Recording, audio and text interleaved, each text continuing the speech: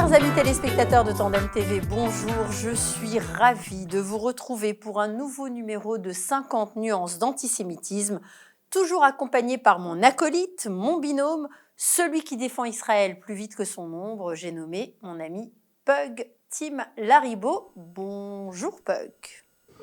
Bonjour Galit, comment ça va ? Ça va et toi ? Actualité chargée comme d'habitude, alors on y va ? Allez, c'est parti. Alors Pug, aujourd'hui, on va aborder deux sujets qui ont occupé l'actualité antisémite de ces dernières semaines. Le premier sujet, c'est la crise de démence antisémite qui s'est emparée de celui qui se fait désormais appeler Yé ou YE, je ne sais pas bien. J'ai nommé Kanye West. Et le deuxième sujet, c'est la folie constante, elle, qui s'exprime à l'ONU contre Israël. Cette fois, la résolution anti-israélienne qui a été adoptée demande à la Cour internationale de justice un avis sur l'illégalité de l'activité d'Israël dans les territoires palestiniens de Cisjordanie. Je mets tout ça avec des dizaines de guillemets et encore des guillemets. Alors Pug, si tu es d'accord, nous allons essayer d'offrir à nos téléspectateurs un angle d'analyse différent, ton avis éclairé sur ces sujets. Alors, on y va ? On commence ? On est parti. C'est parti. Donc, premier sujet, je contextualise comme d'habitude. Alors, Kanye West, stratagème pour faire couler de l'encre sur les réseaux sociaux ou véritable crise de démence antisémite, c'est ce qu'on va essayer de voir. Tout commence le 8 octobre 2022, donc il y a quelques semaines. Le rappeur, qui se fait donc désormais appeler Yé, a publié un tweet où il exprimait vouloir DEFCON 3 les Juifs. Alors DEFCON 3, c'est le niveau militaire d'alerte maximale américain. Le lendemain, ce gentil Kanye West était suspendu donc de Twitter, puis il a été dans la foulée suspendu d'Instagram après avoir partagé une capture d'écran d'une conversation qu'il a eue avec le rappeur Sean Combs. Alors lui, c'est Puff Daddy, Puff Diddy, je sais pas, enfin voilà, ce rappeur célèbre, dans laquelle il affirmait qu'il allait utiliser Combs comme un exemple pour montrer aux Juifs que personne ne peut le menacer ou l'influencer. Et ça continue encore 3-4 jours plus tard, quand il est invité à venir s'exprimer dans un podcast par un troisième rappeur. Celui-ci se prénomme ou se fait appeler Nore, N-O-R-E. À l'antenne, il y va sec avec un très classique. Les Juifs contrôlent les médias, sont riches parce qu'ils préfèrent tous être avocats aux affaires familiales pour gérer les divorces et donc se faire un max de thunes. Alors, pour toi, Pug, le type, là, le Yé, Kanye West, est-ce qu'il veut juste faire un mauvais buzz ou est-ce qu'il a carrément quitté la route de la raison ? Dis-nous. C'est sujet complexe dès qu'on va aborder une question un peu psychiatrique. Je suis pas médecin, je suis pas psychiatre, je suis même pas psychologue. J'aurais du mal à dire est-ce que le type il a véritablement fondu les boulons. Je vais te donner mon sentiment. Mon sentiment, c'est que oui, il est en train d'éteindre la lumière à certains étages du cerveau. Pourquoi je dis ça ? C'est parce que en fait, c'est pas tellement simplement le fait qu'ils s'en prennent aux Juifs là maintenant. C'est une succession de choses. Effectivement, quand tu commences à déjà, moi je veux plus qu'on m'appelle Kanye West, je veux qu'on m'appelle Yé. Qu'est-ce qui se passe dans sa tête pour que voilà. C'est comme quand Prince s'était fait appeler par un espèce de truc que on savait pas trop. Enfin voilà, tu te dis oula, c'est la coke hein, doit être bonne hein, quand même. Hein. Mais il y a d'autres éléments comme ça. L'un des derniers éléments avec lequel il s'était fait remarquer il y a quelques années, c'était sa conversion au christianisme, selon lui. Il avait sorti un album très évangélique et machin, et tous les évangéliques américains s'étaient extasiés en pâmoison de bonheur de voir une des grandes stars du rap américain. En plus, à l'époque, il était marié dans la famille Kardashian. Oui. Voilà. Déjà, pour être... Enfin, ça baigne pas dans la santé mentale, tout ça, quand même. Hein, Enfin, voilà, je veux dire, les Kardashians, à part faire une télé-réalité sur leur vie, on ne sait pas trop à quoi ça sert, mais bon. À gagner du fric. Oui, c'est ça. Et ils ne sont pas juifs. Et ils ne sont pas juifs, même plutôt arméniens d'après Oui. leur nom. Hein. Je ne veux pas dire que les Arméniens, il y a un problème, mais non, enfin, on plaisante. Et alors, moi, je suis chrétien protestant évangélique. Je devrais me réjouir que le Kanye West se soit converti. Je ne sais pas pourquoi. Je subodoré un truc. Je me disais, il y a un truc bizarre dans cette affaire pour différentes raisons que je ne vais pas exposer ici. Et là, les propos qu'il tient, que j'ai un peu creusé en préparant l'émission, j'ose te dire que je le connaissais très peu, hein, le bonhomme. Ouais. Voilà. Moi aussi. Et en creusant un peu l'émission, je me dis, oula, ah oui. Mon avis perso, il n'y a plus la lumière à tous les étages. Alors justement, parce qu'il se défend, le Kanye West, il se défend de cette accusation d'antisémitisme en prétendant que tous les noirs seraient juifs. C'est quoi cette histoire? Là aussi, on va repartir. Il va falloir que tu m'arrêtes parce que sinon je vais parler pendant 3h30. En fait, il faut comprendre, je crois, pour un peu contextualiser, que il faut admettre, c'est pas les juifs qui vont me contredire, que tout le monde veut être juif. Moi, quand j'étais jeune, c'est I want to be like Mike, tout le monde voulait être Michael Jordan. Faut croire qu'aujourd'hui, tout le monde veut être juif, mais pas dans le bon sens du terme. Les chrétiens y sont passés avec la théorie du Vérus Israël, où en fait l'Église, au sens large du terme, l'assemblée des croyants, remplaçait le peuple juif dans les promesses faites par Dieu à Israël dans la Bible. Il y a eu... alors ça, c'est plutôt une doctrine catholique, mais pour ne pas passer pour un anti-catholique primaire, je vais évoquer le fait que les évangélistes américains ou les calvinistes, donc protestants calvinistes d'Afrique du Sud, sont des gens qui ont également repris cette thèse, ou en tout cas pas comme remplacement, mais comme identification au peuple juif. Rien que en France, on a parlé, par exemple, lorsque les protestants étaient pourchassés par les dragons de Louis XIV, qu'ils se réunissaient au désert, qui était en fait une évocation du désert du Sinaï dans lequel le peuple juif a erré avant la terre promise. Donc les protestants français, à ce moment-là, ont évoqué le désert comme cette traversée d'un monde dur et d'un monde contre eux, avec dans le rôle d'Amalek les dragons du roi, tu vois ce que je veux dire. Donc en fait cette identification c'est toujours un peu faite chez les protestants aussi. Les bourgs d'Afrique du Sud, lorsqu'ils ont quitté les provinces du Cap et du Natal pour aller vers le Transvaal et ce qu'on a appelé ensuite l'État libre d'Orange, ils ont là aussi traversé, en fait ils ont quitté leur terre où ils étaient plus ou moins esclaves des Anglais pour aller vers la liberté. Ils se sont fait attaquer par les Zoulous et ils ont été miraculeusement sauvés à la bataille de Blood River. Et donc il y a toute une tendance comme ça chez les gens qui ont été, on va dire, christianisés, au sens large du terme, de soit s'approprier en fait l'histoire juive, soit s'identifier. Mais il y a toujours un peu ce phénomène. Et alors là... je comprends très bien ce que tu nous expliques là. Mais quand même, les Noirs... On peut pas prendre ça comme un peuple, comme je sais pas. Il y a des Noirs juifs, il y a des Noirs chrétiens, il y a des Noirs musulmans, il y a des Noirs bouddhistes. Il faut bien comprendre que en fait donc certains Noirs américains, il y a une idéologie, pour ne pas dire une spiritualité, de certains Noirs américains qui veulent considérer en effet que les Noirs en tant que je vais dire le mot, c'est politiquement incorrect, mais en tant que race, sont en fait le véritable peuple d'Israël, qu'ils sont donc dépositaires des promesses de Dieu envers Israël.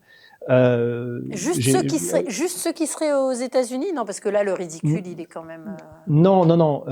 Alors, déjà, il ne faut pas considérer que tous les tenants de cette idéologie sont antisémites, mais il y a un groupuscule dans cette théorie. Déjà, cette théorie est déjà extrêmement minoritaire dans les Noirs américains, déjà. Et au sein de cette minorité déjà, pour ne pas dire de cet épiphénomène, il y a encore une minorité qui sont carrément antisémites, et qui sont antisémites parce qu'en fait, ils sont suprématistes noirs. En lisant un petit peu, en préparant l'émission, j'ai vu qu'un ancien grand dragon du Ku Klux Klan a dit les Black Hebrew Israelites, donc ceux qui s'identifient comment ils comme s'appellent, les Black Hebrew Israelites, donc Israélites, Israelites. Okay. les Israélites hébreux noirs. D'accord. Et en fait, donc, un grand dragon du Ku Klux Klan, ou ancien, bref, a dit bah, ça, c'est le pendant noir du Ku Klux Klan. C'est te dire un petit peu dans quel microcosme en fait on fonctionne. On fonctionne dans du racisme pur, dans de la suprématie raciale. Certains de ces Black Hebrews incluent en fait dans le vrai peuple juif, les Latinos et les Indiens. Enfin, les Amérindiens, on dit aujourd'hui, parce que sinon certains ne comprennent plus, et on finit par se rendre compte que ces gens-là, en fait, ont une théorie de c'est les blancs contre le reste du monde, et les blancs sont les diables, les démons, certains le disent comme ça, tel quel, et en fait, les juifs sont assimilés à des blancs dans cette, dans cette vision. C'est ça, c'est d'où le ridicule un peu de la théorie. Ouais. Et puis de séparer, comme je disais tout à l'heure, chez les Blancs, il y a des Juifs, des Arabes, absolument, des musulmans, des bouddhistes, voilà. Absolument. Et chez les Noirs, c'est pareil. Donc, de séparer comme ça les groupes de gens par leur couleur de peau, je trouve que c'est d'un autre âge et d'un autre temps. Et et limite, c'est rigolo que ce soit les Noirs qui le fassent aujourd'hui, alors que c'est ce qu'ils ont dénoncé au long des siècles, quoi, tout le long de l'histoire moderne. C'est même presque un affront personnel à Martin Luther King, qui, dans son fameux discours I Have a Dream, avait dit exactement l'inverse de ça, et qui, lui, d'ailleurs, au passage, était un sioniste fervent. Ah oui. Oui, tout à fait. Un jour, on en parlera, je ne savais pas. Comme beaucoup de lecteurs de la Bible, moi le premier, on finit par comprendre que le peuple juif a une place particulière dans les prophéties, et quand on la lit un peu plus profondément que certains ne l'ont fait à certaines époques du Moyen-Âge, on se rend compte que ce qu'on appelle l'Église chrétienne, enfin moi je vais le dire, ça c'est vraiment mon avis personnel de lecteur de la Bible, et je dis pas que j'ai la vérité, que en fait l'Église, le christianisme en fait est une parenthèse dans la grande révélation et dans la grande prophétie dont Israël est le centre. En fait, une petite parenthèse qui s'appelle le christianisme. Certains théoriciens ont appelé ça la théorie des dispensations, qu'en fait il y avait plusieurs phases dans la révélation biblique, et que en fait l'Église chrétienne est une parenthèse. Voilà, le salut est ouvert à tout le monde, les goïs, les machins, tout le monde, vous êtes tous à la même enseigne, mais à un moment donné, cette parenthèse se referme, et on se rend compte, en fait, en lisant de Béréchit, Genèse pour nous, jusqu'à l'Apocalypse chez nous les chrétiens, que en fait, le fil conducteur, c'est Israël. Le fil conducteur, et c'est pas Israël au sens, c'est là où beaucoup se trompent, peut-être même, là je vais me faire taper dessus, mais peut-être même chez les Juifs, c'est pas une question de nationalisme, c'est pas une question de suprématie raciale, c'est pas une question de tout ça. La façon dont moi, et encore une fois, c'est mon interprétation, le fil conducteur, c'est pas tellement Israël en tant que nation supérieure aux autres, c'est la fidélité de Dieu à ses promesses envers Israël. C'est-à-dire que c'est pas tellement le peuple juif qui serait fabuleux et ainsi de suite, c'est vraiment Dieu les a choisis, il ira jusqu'au bout de sa démarche. Point. Voilà, alors, j'adore, hein, tu sais très bien, je pourrais t'écouter parler des heures comme ça, Pug, mais je doute que le Kanye West, ait développé autant de réflexions autour de cette histoire. Je soupçonne son antisémitisme d'être beaucoup plus primaire que ça. Alors, il faut quand même s'interroger sur la pertinence peut-être de la démarche quand même du musée de l'Holocauste de Los Angeles, qui a pris la peine de l'inviter, peut-être pour lui faire comprendre certaines choses et certaines souffrances qu'aurait subi le peuple juif juste parce qu'ils étaient juifs. Ouais. Donc ça, c'est la première chose. Et puis, on peut se réjouir aussi dans un autre sens. On peut aussi se réjouir parce que depuis ces déclarations fumeuses, eh bien, le pauvre Yé a perdu près de 2 milliards de dollars de sa fortune et quasiment tous ses contrats. Alors, je cite, l'agence CAA, qui représentait donc l'artiste, a mis un terme à leur partenariat. La société de production MRC, qui avait un documentaire dans les tiroirs sur la vie du rappeur prêt à être diffusé, a annoncé qu'il allait rester dans les tiroirs.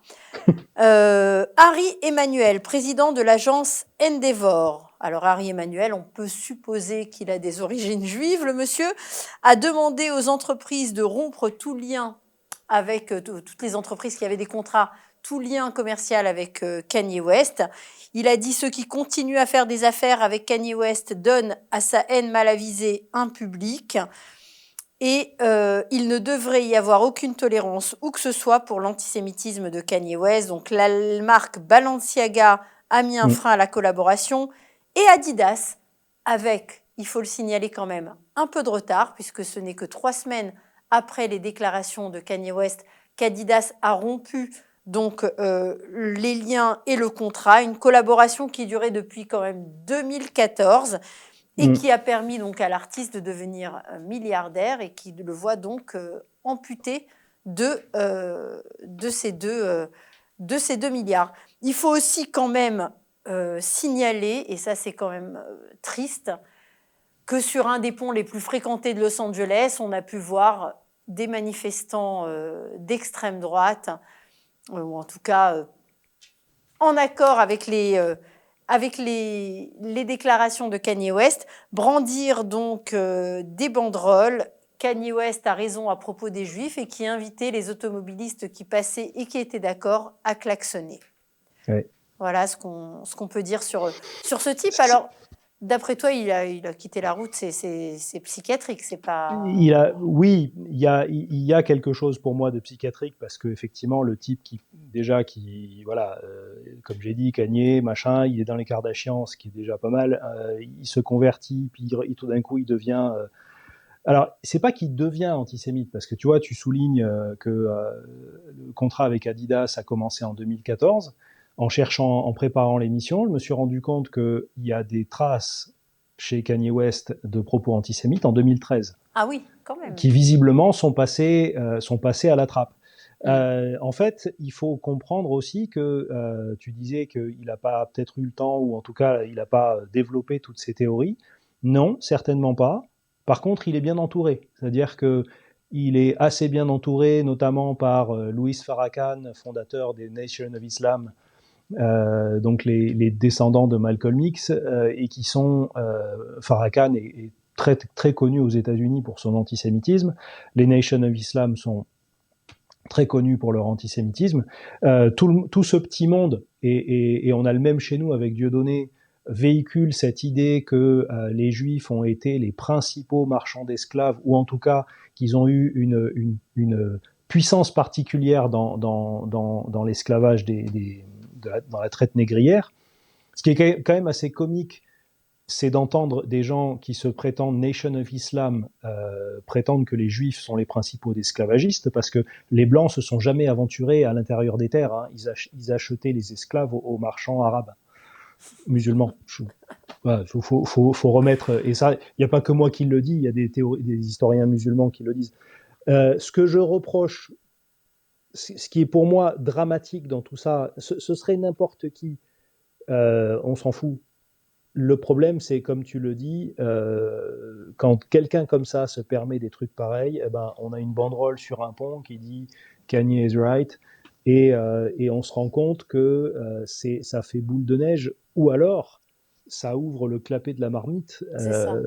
On a Kyrie Irving, un des grands basketteurs des Boston Celtics, qui a partagé un lien vers un film de 3 heures qui explique la thèse des Black Hebrews, et il s'est fait taper dessus, y compris par des Noirs, Charles Barkley et Shaquille O'Neal en premier lieu, deux grandes stars de mon époque. Et là, récemment, on a eu un comédien, Dave Chappelle, qui visiblement s'est senti pousser des ailes avec cette histoire et qui dit bon, il n'y a rien d'antisémite à dire qu'il y a beaucoup de juifs à Hollywood. Et puis il insiste, ils sont beaucoup. Mais tout en expliquant que bon, il y a quand même un traitement un peu de faveur, parce que quand on dit qu'il y a beaucoup de Noirs dans un endroit, ça on a le droit, que quand il y a beaucoup d'Italiens, ça on a le droit, mais quand il y a beaucoup de Juifs, il faut surtout pas en parler. Pour moi, Kanye West, malheureusement, a ouvert une boîte de Pandore qui jusque-là était assez bien contrôlée. Et si tu me permets, juste, bien sûr, il y a eu aujourd'hui, malheureusement, j'ai pas retenu leur nom, il y a eu 3 juifs assassinés en Israël aujourd'hui. dans la ville d'Ariel. Voilà, dans la ville d'Ariel. L'antisémitisme, on ne le dira jamais assez, tue, fait des morts. C'est-à-dire qu'à chaque fois qu'il y a un Kanye West qui se permet des trucs, j'ai souvent fait, je termine, je sais que je parle trop, j'ai souvent dit, ok, on a le droit de rire de tout, on a le droit de la liberté d'opinion, on a le droit de tout ce que vous voulez. Projetons-nous en 1900 ou en 1910 ou 12.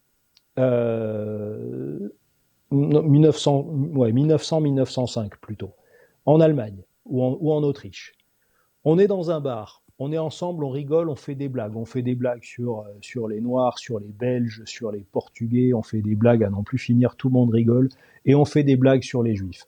Dans la salle, il y a un petit garçon qui s'appelle Adolf Hitler. Tu l'as fait, cette blague ? Est-ce que, sachant ce qu'on sait aujourd'hui, est-ce qu'on fait cette blague devant quelqu'un qui, on ne peut pas le savoir, mais va avoir cet esprit faible ou cet esprit tortueux, bref, et ça va déclencher des choses qu'on connaît malheureusement trop bien. Kanye West, qu'est-ce qu'il vient de déclencher avec ça ? Dans quelle tête d'Adolf Hitler il a planté cette racine terrible ? L'avenir nous le dira. Et c'est fou parce qu'on se rend compte que des petites personnes comme ça ont un pouvoir, en tout cas. Voilà, on ne sait pas d'où ça leur vient, mais en tout cas, oui, comme tu dis, ça libère une certaine parole. Oui, qui aujourd'hui n'est plus tellement contenue, bien quoi qu'on en pense, mais voilà, effectivement, oui. C'est un cran encore. Il y aura peut-être un avant et un après, tu as raison. Oui. Je ne sais pas si tu te souviens, je crois que c'est Raymond Aron qui avait dit ça à propos. Tu te souviens quand De Gaulle, en 67, je crois, avait parlé du peuple sûr de lui et dominateur. De Gaulle a toujours dit, quand il a commenté ses paroles, que en fait pour lui c'était un compliment. On peut le comprendre, parce que quand on connaît le personnage, ok. Mais je crois que c'est Raymond Aron qui avait dit que en fait ça avait redonné des lettres de noblesse à l'antisémitisme. Il était à nouveau permis d'être antisémite après que De Gaulle ait dit ça. Donc voilà, il faut... malheureusement, il n'y a que ceux qui sont conscients de ça qui vont faire attention à leurs propos. Les gens comme Kanye West, visiblement, ne sont pas conscients de grand-chose. De grand-chose. Bon. Voilà. Pour terminer sur ce premier sujet, sans transition, j'enchaîne sur le deuxième. Alors, en Afghanistan, les petites filles n'ont plus le droit d'aller à l'école depuis que les talibans sont au pouvoir. En Iran, le gouvernement réprime depuis maintenant plusieurs semaines avec la plus grande violence les manifestations qui ne faiblissent malgré tout pas. Mais le 11 novembre, il y a quelques jours à peine, la commission de l'ONU n'a absolument rien trouvé de plus urgent à faire que d'accéder à la requête palestinienne de voter une énième résolution anti-israélienne. Par cette résolution, les Palestiniens demandent donc à la Cour de justice internationale de La Haye de considérer que du fait de sa nature continue, l'occupation israélienne des territoires dits occupés constitue de fait une annexion.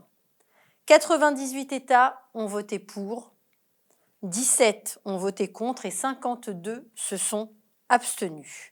Les Palestiniens demandent de revenir sur la définition adoptée par l'ONU au lendemain de la guerre des 6 jours, dans laquelle la présence d'Israël dans les territoires dits occupés devait prendre fin dans le cadre de négociations des territoires en échange de la paix.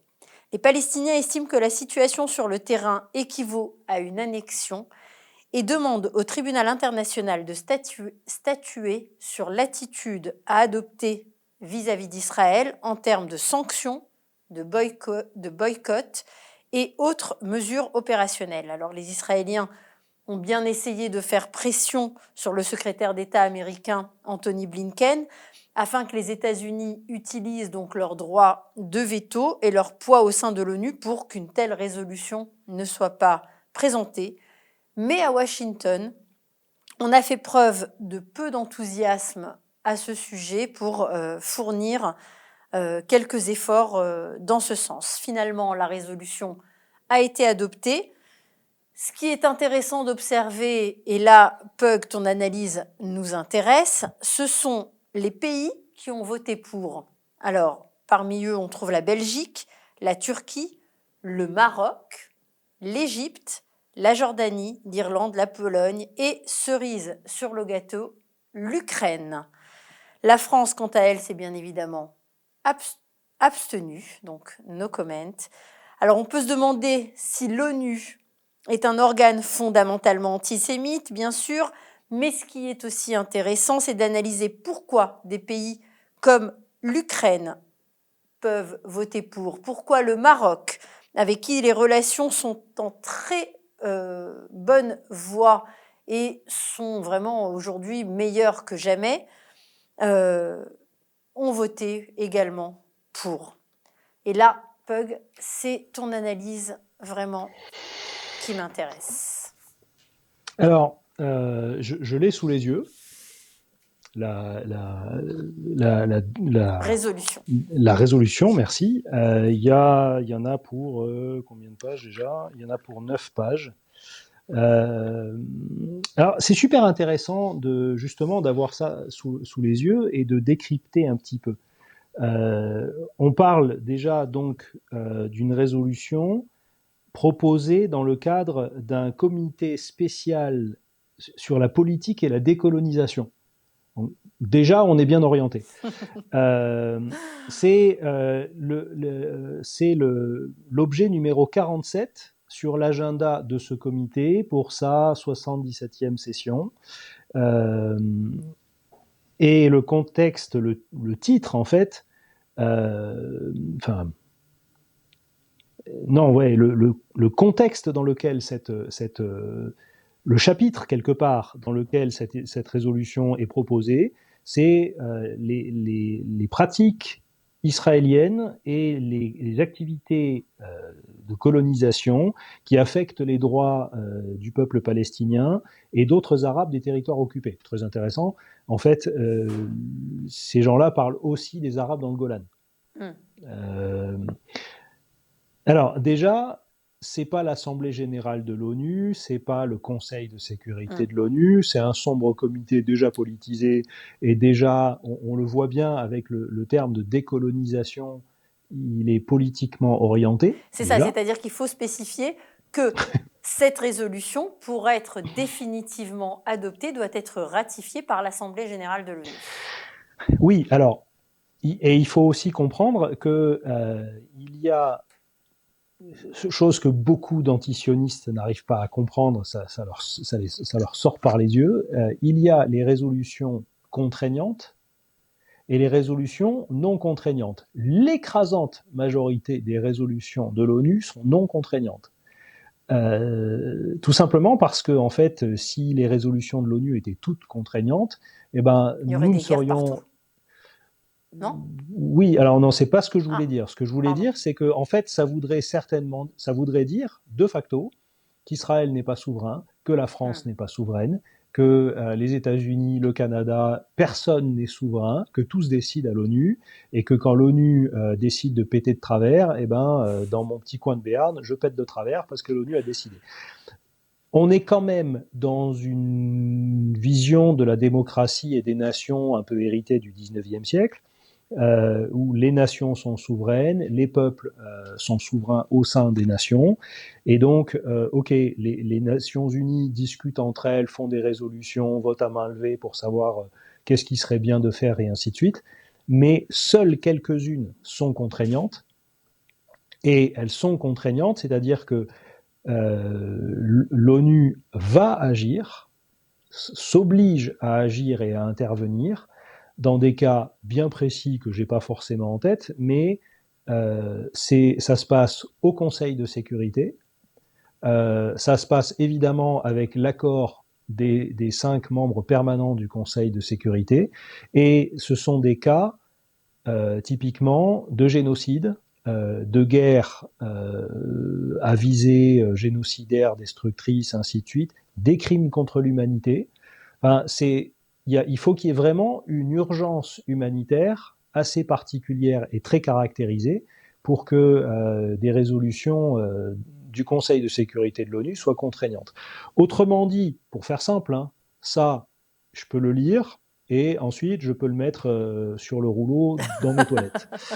Ça fait à peu près cet effet-là, et donc moi j'ai beaucoup rigolé en lisant ça, parce que 9 pages en fait pour réaffirmer, pointer, ils nous font, en fait il y a à peu près 6 pages sur les 9 de rappel de contexte, et ce rappel de contexte, bon, moi je rigole, j'aurais qu'une envie, c'est de dire, bon, les gars de l'ONU, je peux leur répondre, parce que je vais me marrer.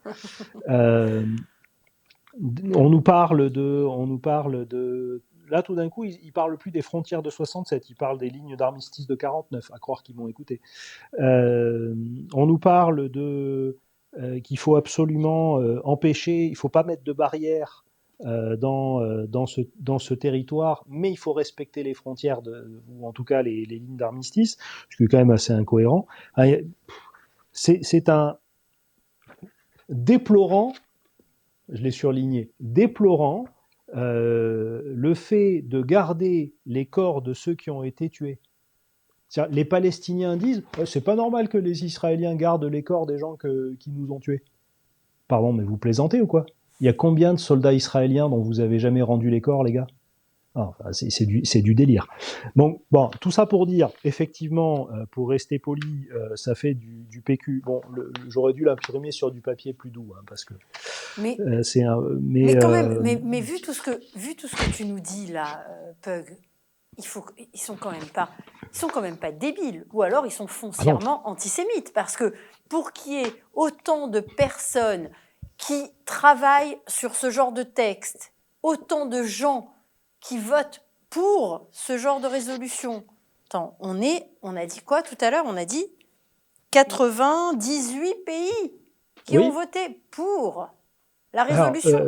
Et qu'est-ce que ça peut faire? Parce que là, c'est une demande auprès du tribunal pénal international, auprès de la Cour de justice internationale. Alors, précisément, en fait, ça demande à l'ONU de saisir la Cour pénale internationale pour traiter de ces questions-là. Et toi, tu dis que ça risque pas d'arriver? Ça ne peut pas arriver? Alors, si, ça peut arriver. Et en fait, si tu veux, ce que font les Palestiniens, et alors, ils sont pas tout seuls, parce que ceux qui proposent cette résolution, l'Algérie, le Brunei, Cuba, l'Égypte, l'Irak, la Jordanie, le Liban, la Mauritanie, la Namibie, le Qatar, l'Arabie Saoudite, le Sénégal, la Tunisie et l'État de Palestine. C'est tout cela qui propose cette résolution. Alors, si tu me permets, est-ce que l'ONU est une officine antisémite? Là aussi, je vais te donner mon avis personnel. Oui. Pourquoi je dis ça? Parce que finalement, quand on regarde bien, l'ONU a été fondée en 1945 à la demande des Américains qui ont voulu recycler l'idée de la Société des Nations pour qu'on discute tous ensemble au lieu de se foutre sur la gueule, ce qui était une très bonne idée à la base. Le premier dossier dont l'ONU a eu à traiter, c'est la question d'Israël et qu'est-ce qu'on fait du mandat britannique en Palestine, qui avait été accordé par la Société des Nations, à laquelle les Britanniques avaient un peu forcé la main. On va voir ça comme ça. Mais donc, en fait, l'ONU est dépositaire des cadavres dans les placards de la Société des Nations, et finalement, les Britanniques, dès la fin de la Seconde Guerre mondiale, ils rendent leur tablier sur à peu près toutes leurs colonies, parce que dans le même temps, ils rendent leur tablier, exactement à la même époque, ils rendent leur tablier en Inde aussi, 47-48, c'est pareil. Et ils disent, nous on peut plus, à juste titre, ils ont passé 5 ans de guerre sur tous les fronts, ils sont complètement ruinés, ils ont perdu un nombre d'hommes monstrueux, ainsi de suite, ils peuvent plus tenir. Ils refilent le bébé aux Nations Unies. Le premier sujet que les Nations Unies ont à traiter, c'est celui-là. Et finalement, on se rend compte que toute l'existence de l'ONU, depuis 1947 au moins, est quasiment justifiée uniquement par son activité contre Israël. Finalement, le premier dossier qu'ils ont à traiter, ils l'ont foiré lamentablement, pas complètement de leur faute, parce que théoriquement, il devait y avoir un État arabe refusé par les Arabes, je le répète. Et on a l'impression que ils ont raté leur premier devoir et ils vont insister jusqu'à trouver une solution. Alors, ils y sont bien aidés, en effet, par ce foutu État de Palestine, qui est un État observateur, c'est-à-dire qui a le même statut que le Vatican, c'est te dire le truc. Et pour moi, les Palestiniens, cet État de Palestine là, c'est la tactique du marteau. On va taper suffisamment de fois pour que ça rentre. Ça rentre pas beaucoup plus, mais ça rentre petit à petit. Au bout de presque 80 ans, ça rentre. Là, très particulièrement, là, ils ont légèrement changé de tactique. Mais cette tactique, elle n'est pas nouvelle. C'est aussi pour ça qu'on essaye absolument de nous faire admettre qu'il y a un apartheid en Israël. C'est la même résolution, c'est la même stratégie que là. Là, en fait, ce qu'ils veulent arriver à faire dire aux Nations Unies et à la Cour pénale internationale, c'est qu'Israël a annexé le territoire de la Judée-Samarie, que appellent West Bank ou Cisjordanie ou Palestine, et que c'est donc une agression, que c'est donc une guerre, et que donc, puisque c'est une guerre, on peut justifier une résolution contraignante. Comme j'expliquais qu'il fallait que ce soit l'apartheid, selon le statut de Rome, je crois, 1960, je me trompe peut-être, l'apartheid est un crime contre l'humanité. Donc si tu arrives à faire officiellement condamner Israël pour apartheid, tu le condamnes pour crime contre l'humanité, ce qui justifie que l'ONU, le Conseil de sécurité de l'ONU, entame quelque chose de beaucoup plus sérieux que les résolutions torches derrière, qui n'ont aucune... Donc là, à dire... le mot annexion, en fait, ils disent dans la résolution, je l'ai lu, ils disent, en fait, c'est une annexion de fait. Ils demandent même pas à la Cour est-ce que c'est une annexion ou pas. Voilà, c'est ça. Ils le disent. Ils disent c'est une annexion et ils disent quelles sont en fait les conséquences du comportement d'Israël vu que c'est une annexion, qu'on vient de le prouver. Quelles sont les conséquences? Et en fait, c'est une façon simplement de dire, ce qu'on veut, c'est que les conséquences, ce soit une intervention. Pourquoi pas armée, casque bleu, sanctions, j'en sais rien. Mais en tout cas, quelque chose qui serait beaucoup plus gênant, beaucoup plus contraignant pour Israël et menaçant pour Israël que les simples résolutions habituelles de leur petit comité. C'est là qu'ils sont un petit peu plus dangereux qu'autrefois, c'est-à-dire qu'ils ont compris que les résolutions, elles servent à rien. Il faut arriver à accrocher une résolution contraignante du Conseil de sécurité pour quelque chose qui rentre dans les prérogatives du Conseil de sécurité, crimes contre l'humanité, guerre, agression territoriale, you name it. Et c'est ce qu'ils essayent d'obtenir. Et c'est là que on dit que les Américains n'ont pas trop réagi sur ce sujet. parce que d'abord les Américains ont l'habitude de ce genre de truc, et que effectivement les démocrates ont un peu plus tendance à cirer les pompes palestiniennes dans le sens du poil, et surtout que en fait, avant qu'il y ait une résolution contraignante, que les 5 membres du Conseil de sécurité des Nations Unies soient d'accord pour envoyer des casques bleus en Israël, il va se passer quand même du temps, et il faudrait que les Américains ne mettent pas c'est même pas qu'ils mettraient pas leur droit de veto, c'est qu'il faudrait qu'ils votent pour. C'est-à-dire qu'il faut l'unanimité des membres pour. Donc, bon. Moi, je dis qu'on devrait annexer, ça réglerait le problème finalement. Tant qu'à se faire attaquer pour annexion, autant annexer. Alors là aussi, avis personnel, je suis entièrement d'accord avec toi. Ça fait des années que sur Nation pour Israël, j'utilise le mot Pax Judaica. On n'a encore jamais exploré la simple idée que Israël annexe, Israël impose sa souveraineté sur toute la partie ouest du Jourdain, et si vous voulez vivre dans cet État juif, libre à vous, et ça va très bien se passer. Si vous ne voulez pas que ça vous défrise, partez. Ouais. On va pas vous foutre dehors, on va pas vous déporter de force. Là, pour le coup, ce serait un crime contre l'humanité. Mais on annexe. Si vraiment c'est insupportable pour vous de vivre dans un État juif, et barrez-vous, quoi. Mais barrez-vous de votre plein gré. Si vous restez en bonne intelligence. Alors après, bon, le pourquoi du comment et surtout le comment on en arriverait là, c'est très compliqué, mais je suis entièrement d'accord avec toi. On va faire quoi avec cet État palestinien ? On va encore faire un État arabe, nationaliste arabe, basé sur une vision socialiste foireuse qui n'a fait que des drames partout où il est passé, Syrie, Irak, Égypte, Liban, enfin Libye, j'en passe, et des meilleurs. On a vraiment envie de remettre le couvert ? On a vraiment après, on notera quand même que ça vient quelques semaines après l'intervention du Premier ministre de transition qui quitte ses fonctions ces jours-ci, Yair Lapid, qui a été donc à l'ONU et qui a remis sur le tapis l'option utopique à laquelle plus personne ne croit, sauf lui peut-être, de 2 États pour 2 peuples. Oui. Donc voilà, tout ça vient. Alors, on va peut-être aussi juste préciser. Donc, on a compris, avec toutes tes explications, ce que tu penses de cette résolution. On a bien compris que la place des petits papiers que tu as imprimés est plutôt dans tes toilettes. Et puis, on a bien compris aussi que l'ONU, depuis 1945, résolution après résolution, ne fait qu'enfoncer le clou de son antisionisme et de son antisémitisme.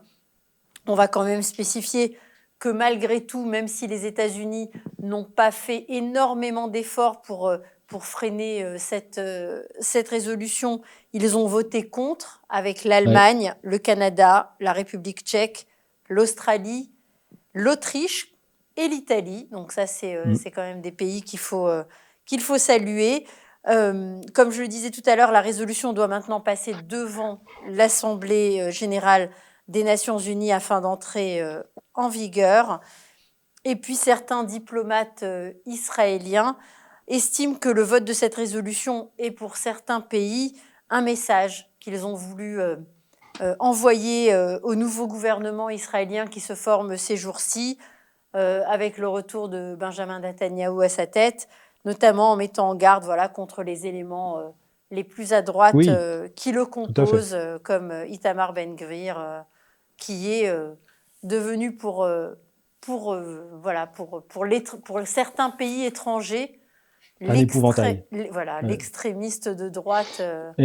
Tu me demandais, parce que je parle trop et j'en oublie des questions, tu me demandais pourquoi est-ce que, par exemple, l'Ukraine, parmi tant d'autres pays, pourquoi est-ce que l'Ukraine... un point important, oui. Oui, parce que ça fait quand même 6 mois ou plus qu'il réclame à corps et à cri l'aide d'Israël pour ensuite lui mettre un coup de poignard dans le dos, si l'expression n'était pas déjà éventée. Moi, là aussi, hein, ma première réponse, c'est comment est-ce que autant de pays peuvent voter ça, soit parce qu'ils l'ont pas lu, parce que enfin, c'est Non, mais juste, ils ont juste l'habitude. Allez, allez, on vote, on mais a. c'est Tu sais, terrifiant, c'est terrifiant. mais, Cette supposition me terrifie. mais elle est pas totalement idiote parce que quand tu regardes l'ambiance de ces comités et de ces réunions de l'ONU, ils parlent tous d'une voix monocorde, ils ont leur truc à lire et machin. T'as l'impression en fait et je suis persuadé que c'est ça, d'une bureaucratie onusienne qui ne fait que générer les raisons de sa propre existence. Et en fait, il n'y a plus aucun, je veux dire, autant en 47, il pouvait y avoir une certaine tension, une certaine excitation, un enthousiasme lorsque on votait le plan de partage ou ainsi de suite. Là aujourd'hui, on a l'impression que, je veux dire, le truc est complètement linéaire. Enfin, on dirait, ils sont en train de voter sur des résolutions comme ça. Ils parlent de droits de l'homme et machin. On a l'impression d'un conseil d'administration de je ne sais pas quel groupe agricole qui vote le prix du maïs, quoi. Enfin, l'excitation, elle est la même et presque. J'ai presque envie de dire que chez les producteurs de maïs, c'est plus excité qu'à l'ONU. C'est parce que leur vie en dépend un peu. Mais il y a une autre explication, et elle est dans le début de ma réponse. C'est-à-dire qu'aujourd'hui, l'ONU, le machin, comme disait De Gaulle, n'existe quasiment que pour ça. Tu leur enlèves la Palestine et Israël, ils font quoi? Ils s'ennuient, les mecs. Hein, ils sont devant Netflix sur leurs iPhones pendant les. Non, non, Alors, l'Ukraine, c'est particulier parce que ils ont réclamé absolument de l'aide à Israël. Ils comprennent pas que Israël ne les aide. Ils ont réclamé de l'aide en se comparant aux Juifs pendant la guerre. En se comparant, ce qui est d'une débilité profonde. Et en fait, au final, l'Ukraine, pourtant, Dieu sait, tu le sais, et tous ceux qui me lisent savent que je suis absolument anti-russe, alors anti-Poutine surtout, anti-russe actuel au possible, et que j'attends qu'un truc, c'est que l'armée russe s'effondre. Autant, pour moi, j'ai jamais mis les Ukrainiens sur un piédestal ou ainsi de suite. Je l'ai dit, rappelle-toi, dans une émission, ces deux pays-là, cette région du globe, c'est des cloaques antisémites. Et naturellement, presque sans y songer, on leur dit « Tu votes une résolution contre Israël ?» Ah bah oui, évidemment. Pourquoi? Parce que c'est des juifs. Pour moi, je veux dire, voir l'Ukraine qui vote une résolution anti-israélienne, c'est juste normal. C'est triste à dire, mais c'est normal. Oui, mais certains y voient aussi peut-être aussi une alliance qui serait en train de se nouer avec l'Iran, qui leur fournirait effectivement des armes. Voilà. Alors, si l'Ukraine se met à traiter avec l'Iran alors que ce sont des drones iraniens qui tapent leurs mecs, c'est même plus des cloaques antisémites dont on parle, c'est des cloaques à idiots. Mais bon, ça, c'est autre chose. Eh bien, ce sont sur ces dernières paroles que nous allons terminer cette émission. Pug, merci. Merci encore une fois pour tes éclaircissements, pour tes analyses, pour ton soutien, même, j'ai envie de te dire, en ces temps troubles et troublés. Si je le fais pas, qui c'est qui va le faire? C'est la question que je me suis posée quand j'ai commencé Nation pour Israël.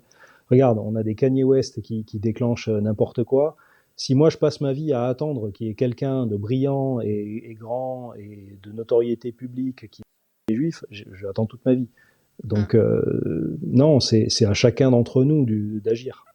Qu'on soit juif ou pas d'ailleurs. Moi je voulais aujourd'hui t'exprimer au nom de tout le peuple juif ma reconnaissance pour ton combat vraiment quotidien et permanent et qui ne faiblit pas malgré que ce n'est pas un long fleuve tranquille et malgré les risques que ça te fait prendre. Merci Pug. Merci à vous de nous suivre toujours plus nombreux sur Tandem TV pour 50 nuances d'antisémitisme et d'autres programmes. Voilà. Merci Pug. À bientôt. Merci à toi. Au moins, on se retrouve dans quelques semaines avec avec une nouvelle actualité, avec de nouveaux sujets, malheureusement. Ils ne cesseront jamais de nous surprendre sans nous surprendre. Exactement, et ça nous donne pas mal de boulot. Ouais. Et bien voilà, on se quitte et on se dit à très bientôt pour un autre 50 nuances d'antisémitisme avec Pug sur Tandem TV. Au revoir à tous. À bientôt. Au revoir.